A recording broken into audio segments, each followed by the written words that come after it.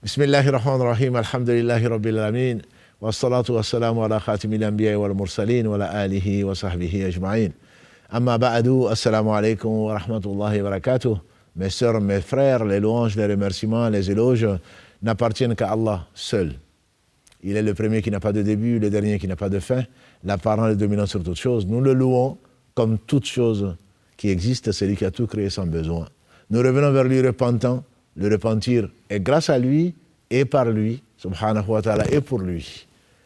Nous demandons de déverser un surcroît de bénédiction sur Mohammed, sa famille, ses compagnons, et de nous faire l'honneur de faire partie des gens à qui il fait miséricorde. Ensuite, donc, parmi sa miséricorde, c'est le fait de réserver une porte du paradis qui s'appelle Ar-Rayyan, d'après Sahl ibn Sa'ad, qu'Allah l'agrée. Le professeur sallam a dit, il y a au paradis une porte qui s'appelle Ar-Rayyan. Cette porte est réservée aux seuls jeûneurs. Et on dira au jour du jugement dernier, où sont les jeûneurs? Ils se leveront et ils rentreront par cette porte. Et ensuite, cette porte sera fermée. Ne rentreront que les jeûneurs par cette porte. Hadith rapporté par les imams Al-Bukhari, Muslim, Tirmidhi et An-Nasa'i. Qu'Allah leur fasse tous miséricorde. Ces hadiths nous montrent l'honneur que Allah subhanahu wa ta'ala a accordé à certains fils d'Adam. Alors qu'on sait que ce jour, le soleil se rapproche des têtes. Ce jour, l'homme sera stressé, au point que, comme Allah le décrit dans la sourate 80, يَوْمَ يَفِرُّ الْمَرْءُ مِنْ أَخِيهِ وَأُمِّهِ وَأَبِيهِ وَصَاحِبَتِهِ وَبَنِيهِ لِكُلِّ امْرِئٍ مِّنْهُمْ يَوْمَئِذٍ شَأْنٌ يُغْنِيهِ. Le jour où l'homme fuira son père, sa mère, ses frères, sa compagne et ses enfants, chacun sera préoccupé par lui-même.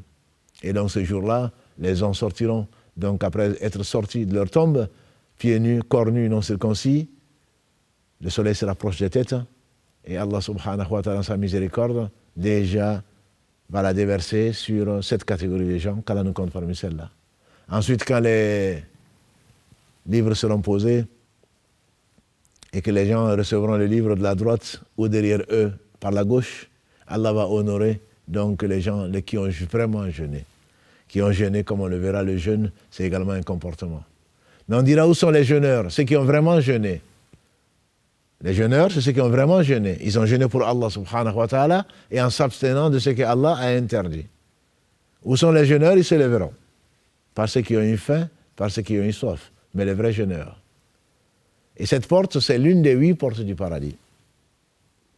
Le paradis a 8 portes. Et le prophète sallallahu alayhi wa sallam a dit, d'après ce qu'elle nous a rapporté Abu Huraira, qu'Allah l'agrée, est consigné dans l'authentique d'Al-Bukhari, qu'Allah le fasse miséricorde.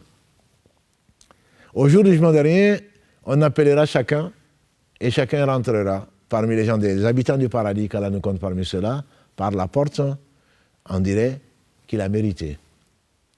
Celui qui s'est consacré particulièrement, qui a particulièrement aimé pratiquer le djihad, sera appelé par la porte du djihad. Celui qui a pratiqué, celui qui a aimé, donné, qui a été généreux, et Allah est plus généreux, sera appelé par la porte de la sadaqa. Et celui qui a jeûné sera appelé par la porte de Ar-Rayyan. Ar-Rayyan, disent les linguistes, c'est la boisson qui est saturante. C'est la boisson qui est abondante, c'est le nom. Mais bien entendu, au paradis, il y a ce qu'aucun n'a vu, aucun n'aurait entendu parler, même dont l'imagination n'est passée dans l'esprit de personne. Et dans une des versions du hadith, celui qui rentre et qui boit de cette version de l'eau du paradis, celui-là, il n'aura plus jamais soif. Et donc, Abu Bakr s'est dit, quand il a entendu que chacun rentrera, sera appelé par l'une des portes du paradis, la porte par laquelle ses œuvres excellaient, il a dit à Rasulallah que mon père et ma mère soient sacrifiés pour toi. C'est-à-dire, je t'aime plus que mon père, que ma mère, que moi-même, puisqu'il avait atteint le degré de foi qui est recherché. Que mon père et ma mère soient sacrifiés pour toi. Celui qui est appelé par l'une des portes ne sera pas triste, ne sera pas malheureux. Est-ce qu'il y en aura qui seront appelés par toutes les portes? Il y en aura-t-il qui seront appelés par toutes les portes? Le prophète sallallahu lui a répondu, oui, et j'espère que tu en feras partie. Et j'espère que tu en feras partie. En effet, c'est le meilleur des compagnons de Mohammed sallallahu alayhi wa sallam. Si certains rentreront par une porte, ils ne seront pas malheureux. Le paradis est plus vaste que les cieux et la terre réunis. Abu Bakr, toutes les portes vont demander à être honorées par son entrée, par l'entrée d'Abu Bakr par cette porte-là. Un jour meilleur qu'aujourd'hui, le prophète, que Dieu le bénisse, il a dit qui aujourd'hui a jeûné. L'assistance s'est regardée, il n'y avait personne. Abu Bakr dit moi. Ya Rasulallah. Il dit qui aujourd'hui a visité un malade. Dans l'assistance, personne. Abu Bakr Siddiq a dit moi. Ya Rasulallah. Qui aujourd'hui a accompagné un mort au cimetière. L'assistance s'est regardée, personne. Abu Bakr dit moi, Ya Rasulallah. Et le prophète sallam a cité un certain nombre de choses comme ça. Il était le seul à l'avoir fait. Et le prophète sallam a dit, Allah a voulu honorer Abu Bakr ce jour, il a dit, personne ne fait ce que je viens de dire le même jour sans que Allah ne lui accorde le paradis. Cela veut dire que la porte de la sadaqa, donner à manger à un pauvre, le fait de visiter un malade, le fait d'accompagner quelqu'un qui est décédé, et un certain nombre de biens, et Allah n'a ordonné que le meilleur, te rapproche, te fait mériter une des portes du paradis. Ce ne sont pas tes œuvres, mais c'est des œuvres qui sont récompensées par Allah subhanahu wa ta'ala. Jaza'an bima kanu ya'maloun. Récompense pour ce qu'ils ont fait. Mais comme l'a dit le prophète sallam, l'œuvre d'aucun d'entre vous ne le fera rentrer au paradis. Ils ont dit même toi, il dit même moi, si Allah ne me fait pas miséricorde. Donc les œuvres, c'est Allah qui nous l'inspire, c'est Allah qui nous le fait faire, c'est Allah qui nous le facilite, ensuite c'est lui qui l'accepte. À partir de ce moment-là, ces œuvres ne sont pas la cause de rentrer au paradis. La cause de rentrer au paradis, c'est la miséricorde d'Allah subhanahu wa ta'ala.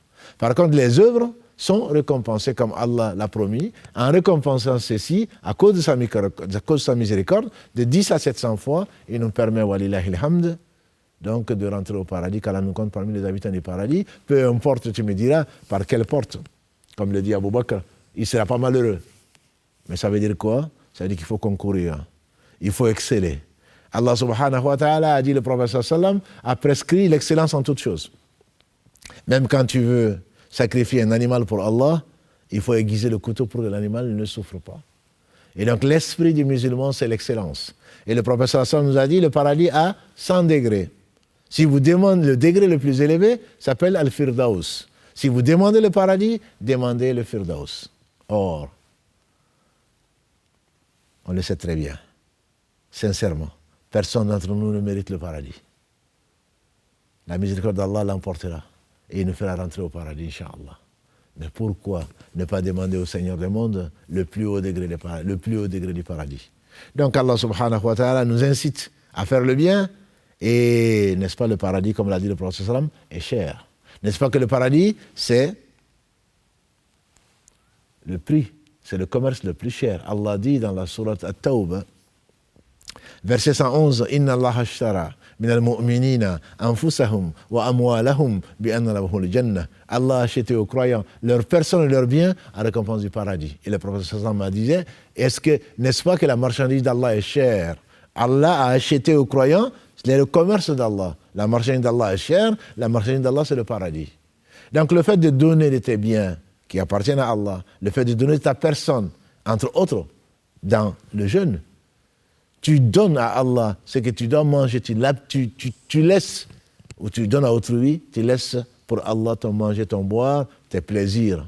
Et ça fait partie donc du prix du paradis, et la promesse d'Allah subhanahu wa ta'ala est vraie, qu'Allah nous accorde le paradis sans nous demander des comptes, et qu'il nous rassemble avec les prophètes, notamment le meilleur d'entre eux, Muhammad ibn Abdillah, ses compagnons agréés.